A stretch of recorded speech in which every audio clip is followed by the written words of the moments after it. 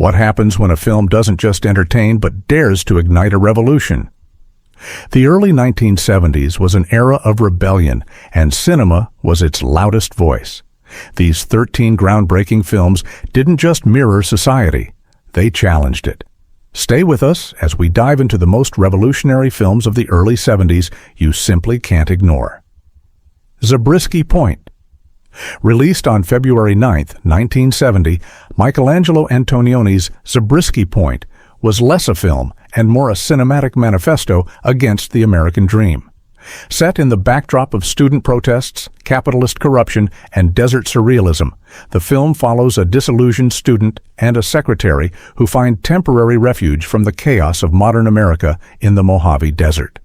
Their sexual awakening in the desert is framed like a mystical rebellion, an escape from everything commercial, corporate, and controlled. With Pink Floyd's haunting score and imagery of a mansion exploding in slow motion, Zabriskie Point wasn't about subtlety. It was a visual scream of dissatisfaction with consumer culture. Audiences were baffled, critics confused, but youth rebels saw it for what it was, a psychedelic rejection of the system. It questioned authority, capitalism, and conformity with every frame. Though a box office failure, it gained cult status and helped open cinematic gates for political and philosophical films that didn't need heroes, only voices of resistance. In a time when the counterculture was being co-opted by corporations, Zabriskie Point stood its ground, uncompromising and unfiltered. This was not a film to watch, it was one to experience, interpret, and maybe even imitate. It dared viewers to dream outside the machine. The Strawberry Statement. Released on June 15, 1970. The Strawberry Statement tapped directly into the pulse of the youth revolt and Vietnam-era resistance. The story centers around Simon, an apolitical college student at Columbia University who joins a student protest, initially out of curiosity, then conviction. As he becomes increasingly involved in the struggle, he's swept into violent confrontations with the administration and police, culminating in a deeply emotional climax. The film exposes how idealism turns into action and how romanticism collides with state brutality.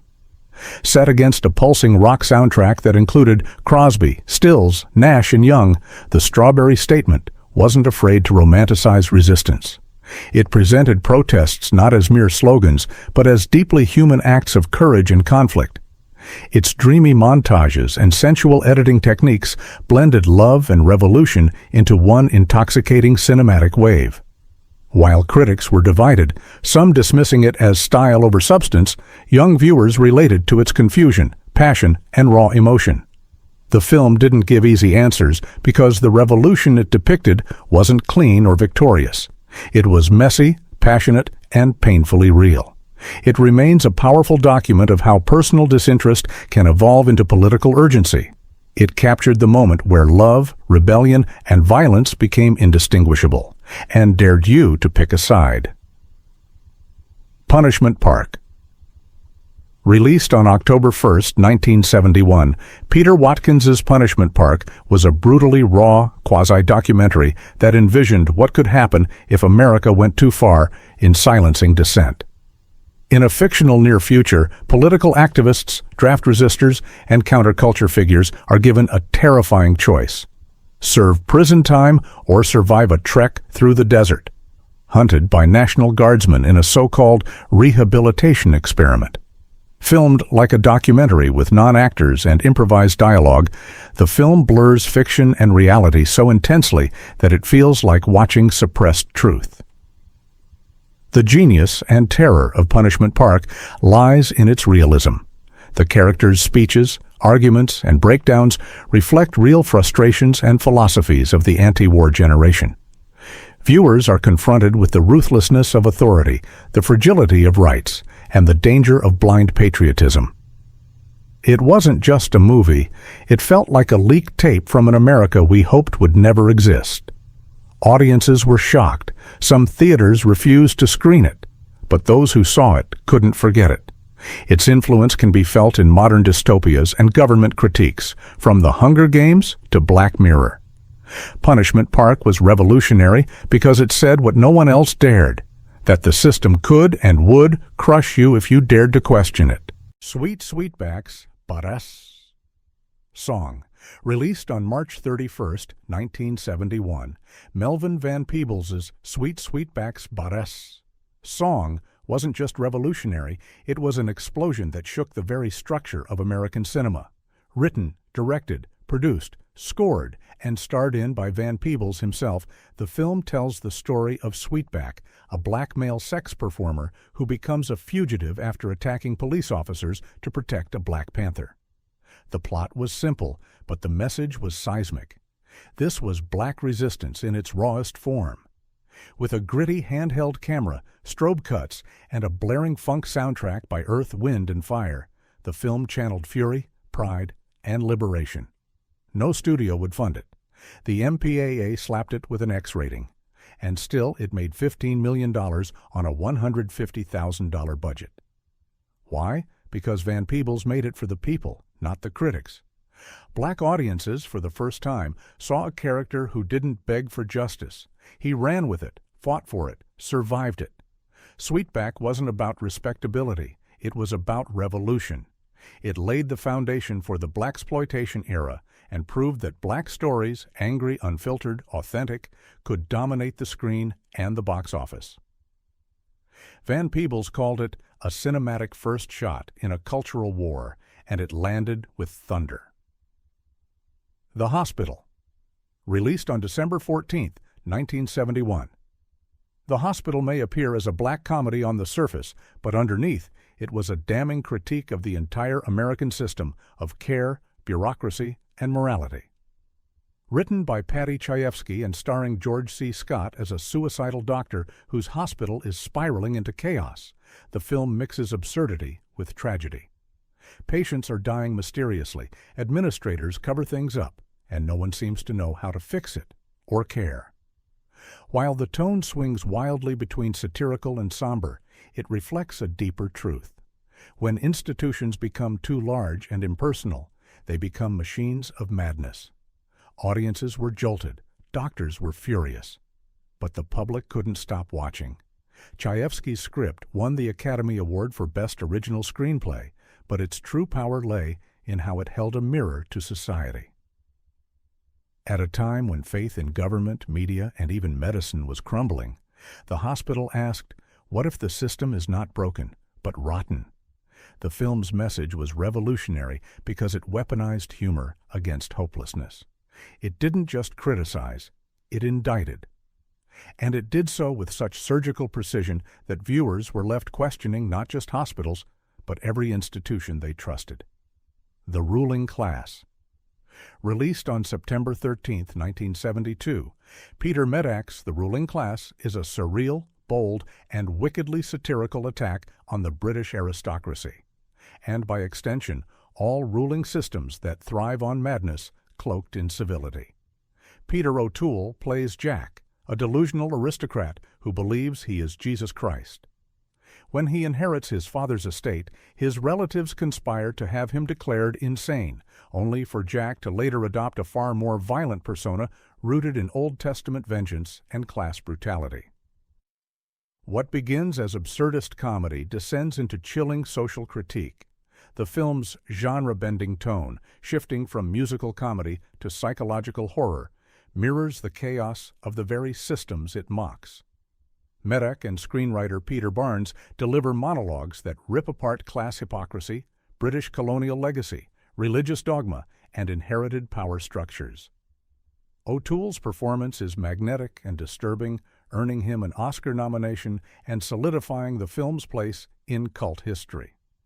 It was too weird for mainstream tastes and too honest for those in power. But revolutionaries, artists, and anarchists saw its brilliance. The idea that the ruling class is just a delusion away from tyranny hit hard and still resonates. In a world that masks cruelty behind tradition, the ruling class dared to say, "The lunatics aren't in the asylum. They're running the country." The Harder They Come. Released on June 5, 1972. The Harder They Come exploded onto screens from an unlikely place, Jamaica, and introduced reggae, rebellion, and third world struggle to the global cinema stage. Starring reggae legend Jimmy Cliff as Ivan, a poor country boy trying to make it in Kingston's corrupt music industry, the film traces his transformation from idealistic dreamer to outlaw folk hero. After being exploited by producers and beaten down by an unjust system, Ivan snaps, becoming a Robin Hood figure in the eyes of the oppressed. The soundtrack, including Cliff's own hits like the title track and You Can Get It If You Really Want, wasn't just accompaniment. It was anthemic fuel. The gritty realism, combined with cultural pride and political frustration, gave voice to a post-colonial generation sick of being silenced. Western audiences were stunned. Here was a revolutionary film not from France, not from Hollywood, but from the Caribbean, made with passion, poverty, and purpose. It broke barriers in representation and global distribution and made reggae music a voice of defiance. The film's impact was seismic in underground circles. It wasn't just about crime, it was about survival under a rigged system. Ivan's final stand, guns blazing, wasn't a call for violence. It was a cry for dignity. State of Siege. Released on December 8, 1972, Costa Gavras' State of Siege was a chilling political thriller that dared to expose the United States' covert hand in South American dictatorships. Set in Uruguay but based on real events, the story follows the kidnapping of an American official by leftist guerrillas. As the captors interrogate him, layers unravel, revealing that he wasn't a mere aid worker, but a CIA operative training police forces in torture and repression. The film flips the script. The so-called terrorists become the truth-tellers, and the hero becomes the villain. Costa Gavras, already known for Z, delivers this narrative with documentary realism. The film forces viewers to confront uncomfortable truths about imperialism, foreign policy, and manufactured narratives. The dialogue is taut, the tension suffocating, and every frame drips with moral complexity. Censorship groups targeted it. American officials denounced it. But truth has a way of slipping through. For politically aware audiences, State of Siege was a revelation. It validated what many suspected but couldn't prove. Its revolutionary strength lies in its unflinching critique of state-sponsored oppression. It asked, when democracy is a disguise, what then becomes of freedom? The Candidate. Released on July 29, 1972, The Candidate unmasked the rot beneath the charm of political campaigns, showing how revolution can be polished out of a candidate before he even takes office. Starring Robert Redford as Bill McKay, a progressive idealist recruited to run for Senate as a long-shot Democrat, the film follows his descent into the political machine. What starts as a campaign of passion slowly transforms into a focus-grouped, PR-packaged product. The more popular he becomes, the less of himself remains. Written by former speechwriter Jeremy Larner, the film doesn't feel scripted, it feels leaked. We see how handlers, media optics, and compromise can turn a man of vision into just another politician. It's satire, but it burns. Redford delivers a performance that is both charismatic and tragic. When McKay finally wins and utters the iconic final line, "What do we do now?" it lands like a gut punch. The system hasn't been changed. He has. Audiences, especially young voters disillusioned by Nixon-era politics, found the film brutally honest. It didn't offer hope. It offered a warning. The revolution might start with ideals, but power has a way of erasing them. The Candidate exposed the electoral process as theater and dared viewers to question if real change is even possible within it. The King of Marvin Gardens. Released on October 12, 1972, The King of Marvin Gardens by Bob Rafelson is a slow-burning meditation on broken dreams and the failure of the American promise, told with eerie poetry and quiet revolution. Jack Nicholson plays David, a melancholy radio monologist lured to Atlantic City by his unstable brother Jason, who dreams of building a paradise in Hawaii. But what unfolds is not a tale of hope. It's one of despair, delusion, and the suffocating weight of capitalism's lies. The decaying boardwalks of Atlantic City reflect the rotting American dream. The film dares to reject plot in favor of mood, silence, and emotional truth. It was a rebellion against storytelling itself, slow, contemplative, and soaked in existential dread. At a time when Hollywood was still chasing heroes, Marvin Gardens offered ghosts, shattered illusions, and the bitter taste of reality. Audiences expecting another Five Easy Pieces were shocked. Critics were split. But artists, thinkers, and cinephiles recognized its quiet revolution. It spoke to a generation exhausted by false promises, those who had seen the cost of blind ambition and wanted no part of it. This wasn't about overthrowing governments, it was about exposing emotional bankruptcy. And that made it radical in its own haunting way. Images. Released on December 18, 1972, Robert Altman's Images was a psychological revolution, a film that shattered the traditional female narrative and dared to dive into the unstable interior of a woman's mind. Susanna York stars as Catherine, a children's author retreating to the countryside only to spiral into hallucinations and paranoia. What begins as a quiet escape turns into a descent into schizophrenia, with doppelgangers, fragmented time, and dreamlike visuals twisting every moment into uncertainty. The film was terrifying, not in a horror sense, but in how it removed any trust the audience had in reality. Altman used sound design like a scalpel, slicing through scenes with whispers, bells, and eerie tones that mirrored Catherine's unraveling. In a decade where women were finally being centered in storytelling, Images went a step further. It didn't portray madness as weakness. It suggested it might be a reaction to societal pressures and isolation. York's performance won Best Actress at Cannes, and the film remains a deeply underappreciated gem in feminist cinema. Altman's revolution wasn't loud, it was internal. He showed that rebellion doesn't always look like war or protest. Sometimes it's a woman holding on to her identity in a world that's erasing her. Joe. Released on July 15, 1970, Joe is one of the most volatile and unexpected explosions of rage to come out of New Hollywood, a film that held a mirror to working-class fury and the generational war burning in America. Peter Boyle plays Joe Curran, a blue-collar factory worker disgusted by the hippie counterculture, drugs, and free love. When he meets an upper-middle-class man who's just murdered his daughter's drug-dealing boyfriend, the two form a bizarre, murderous bond rooted in mutual hate.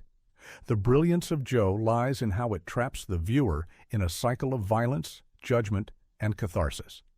It doesn't glorify hate, but it shows how easily it can be weaponized. Boyle's character, chilling in his grinning ignorance, captured the angry undercurrent of Nixon's silent majority. Audiences were stunned by its rawness and ambiguity. Was it satire? Was it endorsement? The discomfort was the point. Released shortly after the Kent State shootings, Joe held up a terrifying lens to a nation coming apart and found a monster hiding in plain sight. Joe was revolutionary because it didn't preach to the choir. It made everyone uncomfortable, and in that discomfort, it revealed more about America than it cared to admit. The effect of gamma rays on man-in-the-moon marigolds. Released on December 20, 1972, this haunting film, directed by Paul Newman, told a story that was quietly revolutionary, that in the ashes of domestic despair, a spark of beauty could survive. Based on Paul Zindel's Pulitzer Prize-winning play, the film centers on Beatrice, a bitter and abusive mother raising two daughters in a crumbling household.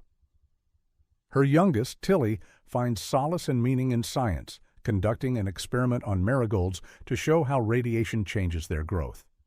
What makes this film revolutionary isn't its scale, but its intimacy. It places female pain, adolescence, and resilience at the center. Tilly's science experiment becomes a metaphor for surviving emotional radiation, becoming something unique despite toxic conditions. Woodward delivers a towering performance of volatility and sorrow, while Nell Potts gives Tilly a fragile strength. It's not a film of protests or slogans, it's a revolution of empathy, art, and emotional truth. This was about the girls no one noticed, the families society gave up on. And in telling their story with grace and grit, Newman proved that revolution can bloom even in poisoned soil. These 13 films weren't just stories, they were rebellions. They defied studios, silenced critics, and empowered audiences. Whether through politics, art, or emotion, they dared to say what others wouldn't. If you're ready to see cinema not just as entertainment, but as a call to action, these are films you can't ignore.